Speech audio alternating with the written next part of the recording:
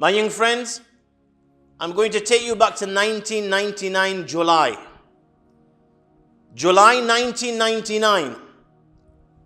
And the false French prophet of the 16th century was on the lips of everybody, all around the globe. He made it big time. The media were interested, made the headlines in the newspaper, chat shows, radio. Everyone around the globe, July 17, was talking about the false French prophet of the 16th century. Everyone, Muslim, non-Muslim alike, was talking about Nostradamus and his prediction that the world was going to end. Now, the surprising thing, my young friends, is Nostradamus made many a prediction. And if you look at the predictions that Nostradamus made, majority of his predictions, he wasn't a Nabi of Allah that he was receiving revelation and whatever he said was going to take place. He was just an ordinary individual. Many a prediction that he made in the past proved to be wrong.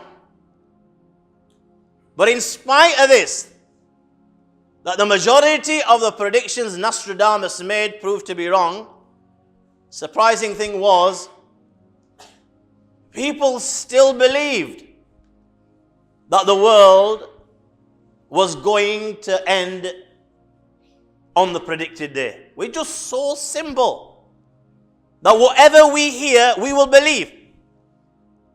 We won't think, ponder, how can it be? We're just so simple. We will never question. Whatever somebody says, we'll take that as God's word. Somebody WhatsApp something, nobody will even analyze the text. And all of a sudden, it's gone round a few million times. So here as well, people actually began to believe that the world was going to end the day Nostradamus predicted the world was going to end. So much so that some kuffar actually left their homes looking for a refuge. Yeah, the world was going to end and you're looking for a refuge. It's a contradiction in itself. If you believe the world is going to end and there's doom, how can you look for a place to hide? How can you look for a refuge, a safe haven? People were looking for refuge and safe havens. In the city of Leeds in England, you had the New Age travelers sitting in a neat round circle in the center of Leeds with all their belongings. Again, look at it. You know how simple we are as people. They're sitting in a neat round circle in the center of Leeds with all their belongings, waiting for, with their heads down, waiting for the world to come to an end. Again, you're waiting for the world to come to an end with all your belongings. Where are you going to take them? Crazy. This is how simple we are as people. So they're sitting in a neat round circle with all their belongings, heads down, waiting for the world to come to an end. Now Allah the Almighty works in miraculous ways, and I can still remember to this very day, because this is when I delivered this talk. This was the first time I delivered this talk in July 1999, and now I'm repeating it after 15 years. I can remember to this very day that night there was thunder and there was lightning. Look how Allah subhanahu wa ta'ala plays with the individual. There's thunder and there's lightning on that particular night. And I guess that must have increased fear in the hearts of the weak. Those that actually believed that the world was going to come to an end. But I ask you, my young friends, did the world come to an end come July 1999? No. You better believe it because you're still alive. You're sitting here, you're alive. 15 years on, the world did not come to an end. Then came the millennium. The millennium was around the corner. And again, the talk of the town was, the world will come to an end. People believed that the millennium will bring with it the descension of Sayyidina Isa alayhi salam.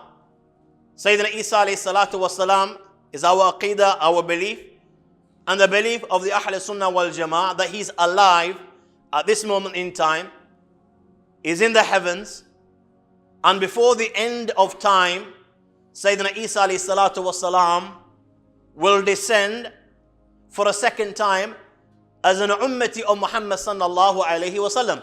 This is our belief. This is the belief of the Ahl Sunnah wal Jama'ah. So they believe that that millennium will bring with it the descension of Sayyidina Isa alayhi salam, and this huge battle will take place, and that will bring with it the end. It will bring with it doom. Some people actually migrated to Baytul Maqdis, Palestine, because they wanted to be there at Mount Olives, as they believe that Sayyidina Isa alayhi salam is going to descend Mount Olive, whereas that is not our belief.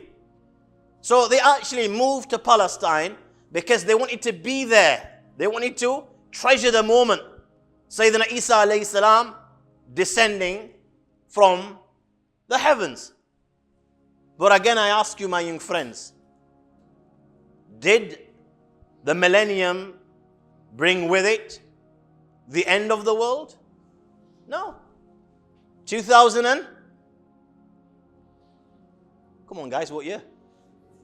Everyone's scratching their head. 2014, September. And by the grace of Allah, alhamdulillah, thumma alhamdulillah, you're still alive. And you still have an opportunity to turn to Allah and to repent and make amends.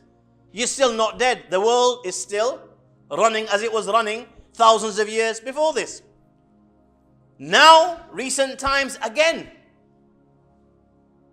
with what's currently happening in the world, the Arab Spring, revolutions in Egypt, revolution in Tunisia, Libya, and currently what is happening in the blessed land of Sham, Muslims, non-Muslim alike, everyone is talking about the end, that the end is now near, the world is definitely going to come to an end. Believe me, guys, 20 years ago, people were talking about the end. 50 years ago, people were talking about the end. 100 years ago, people were talking about the end. 200, 300, 400, 500 years ago, people were talking about the end. And believe me, some other major event will take place in the Middle East or somewhere in the world. In 5 years' time, people will be talking about the end. In 10 years' time, people will be talking about the end. 20 years' time, people will be talking about the end. It seems to me as if the end excites people. It's a form of excitement. People get so excited talking about the end, talking about the final hour. It's like as if it's become a form of entertainment. And the reason I say this is, guys, if you knew here and now, you've got an hour to live. And if you knew here and now that the angel of death is outside this masjid, bang on, you only have 1 hour to live. And bang on 10 o'clock, he's going to take your soul and you're going to meet your Creator. You're going to meet the angels, Munkar and Nakir, 6 foot under. Man Rabbuk, Ma Dinuk, Man Hadha Rajul. Who is your Lord? Ma Dinuk, what is your religion? Man Hadha Rajul. Who is this man? Tell me, will that excite you? Swear by Allah. Will that, knowing, I can't speak for you, knowing the life that I've lived, a life of disobedience, a life in which I've neglected the teachings of Allah and His Rasul sallallahu alaihi wasallam, a life in which I haven't worshipped Allah as I should have worshipped Allah. Knowing this, do you think I would be excited knowing that I've only got 1 hour to live and after that it's payday? Do you think that would excite me? Just the thought of it at this moment in time is enough to make the hair on my body stand. Because you know the reality. You might neglect the teachings here and now, but you know when you go, that is haqq, and that is reality, and that is when the joke comes to an end. So it's like the final hour excites people.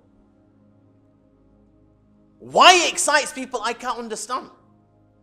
Like I said, we're not worshipping Allah. Nobody wakes up during the night to beg for Allah's mercy and prostrate before Him. We're not preparing ourselves to meet the Lord of the Arsh and Kursi. Look at our masajid. Our masajid are empty. When do you find the masjid full? On a Jumu'ah and on the day of Eid al-Fitr and Eid al-Adha. And even on a Jumu'ah, you will find the masjid full. When? Not when the Imam sits down to deliver a reminder. Who's bothered about the Imam and who's bothered about his reminder? You will find the masjid full when the Imam more or less stands to deliver the khutbah, which in this country is about 5 minutes, and your prayer is around 5 minutes. For those 10 minutes, you will find the masjid full. And before he even finishes his second salam, people are already standing up and the masjid is empty. Look how many people you get for your Fajr Salah. And I'm not talking about this particular masjid. I'm talking about Muslims in England as a whole. I've been an imam for a very long time. And you know what? You will find, depending on the time of the year, 10 guys, regulars, that I can say, okay, mashallah, they're there more or less every day. Top end. 10 guys. I've been in the game, or call it the business, since 1993. 2014, I'm from Bradford. You can't go wrong. Where I live, the community that I live in, you won't see a white guy. You won't see a white guy. It's all Muslims. Just within walking distance. Balki, on the entire street, the masjid is within walking distance. You can get there within a minute, 2 minutes, 3 minutes, 4 minutes, 5 minutes. There are that many masjids within my vicinity that anyone living within that area can get to a masjid walking within 5 minutes. Top end, and even that's an exaggeration, 10 minutes. Fajr Salah, this is the sad reality. And all the other Salahs are no different. Zuhr, Asr, Maghrib, Isha. By the grace of Allah, you will see people with white beards sitting in the front saf. But the youngsters are nowhere to be seen. So we're not worshipping Allah as we should be worshipping. We're not prostrating as we should be prostrating. We're not preparing to meet Allah as we should be preparing to meet Allah. We don't enjoin good and forbid evil as we should be enjoining good and forbidding evil. We don't elevate the kalima la ilaha illallah Muhammad Rasulullah as we should be elevating the kalima la ilaha illallah Muhammad Rasulullah. We are not respecting our mothers and fathers and honoring them and addressing them in terms of honor as we should be respecting our mothers and fathers. What excites us with regards to the akhirah when we have nothing to take with us to meet Allah? I ask you, my young friends, is this what excites you with regards to the final hour? That is the day that you will meet Allah. You will meet the Lord of the heavens and the earth. You will meet the Lord of the 7 heavens and 7 earths. 7 heavens, my young friends, you and I and our little minds cannot even comprehend the size of the 7 heavens.